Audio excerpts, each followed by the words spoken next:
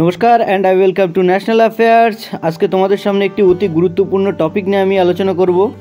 তবে টপিকে যাওয়ার আগে তোমাদের কাছে যথারীতি জিজ্ঞেস করবো একটা কোশ্চেনটা হলো where recently east regional council summit occurred, মানে কোথায় ইস্ট রিজিয়নাল সামিটটা হয়েছে।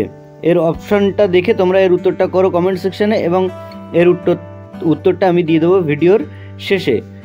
তো শুরু করছি আমাদের আজকের টপিক, সেটা হলো রিসেন্টলি টপ 100 পাওয়ারফুল মহিলাদের লিস্ট কিন্তু তৈরি করা হলো। এই টপ 100 পাওয়ারফুল লিস্টের মধ্যে মহিলাদের মধ্যে অবশ্যই ভারতের কিন্তু 4 জন মহিলা টপ 100-এর ভিতরে আছে। ওনাদের নাম আমি তোমাদেরকে পরে বলছি। তবে ওয়ার্ল্ড ওয়াইড সেহেতু আমি ওয়ার্ল্ড ওয়াইডটা আগে আলোচনা করিনি।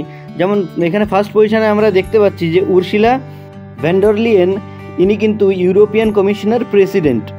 এবার আমরা দেখতে পাচ্ছি একটা 5 নম্বরে তোমরা দেখো যে টেইলর সুইফট, ইনি কিন্তু Time magazine person of the ইয়ারও কিন্তু ঘোষিত হয়েছেন। এবং 4 নম্বরে যিনি ছিলেন তিনি হলেন ইটালির প্রধানমন্ত্রী জর্জিও মেলোনি।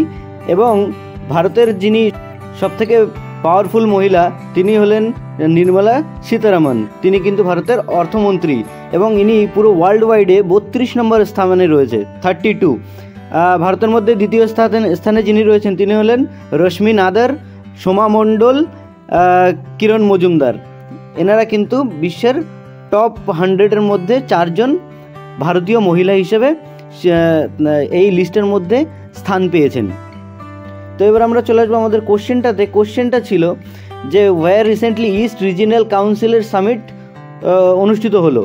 এর অপশান এ হলো Kolkata, option B Patna, option C Bhubaneswar, option D Ranchi. এই 4টে অপশানের মধ্যে সঠিক উত্তরটা হচ্ছে অপশান বি পাটনা।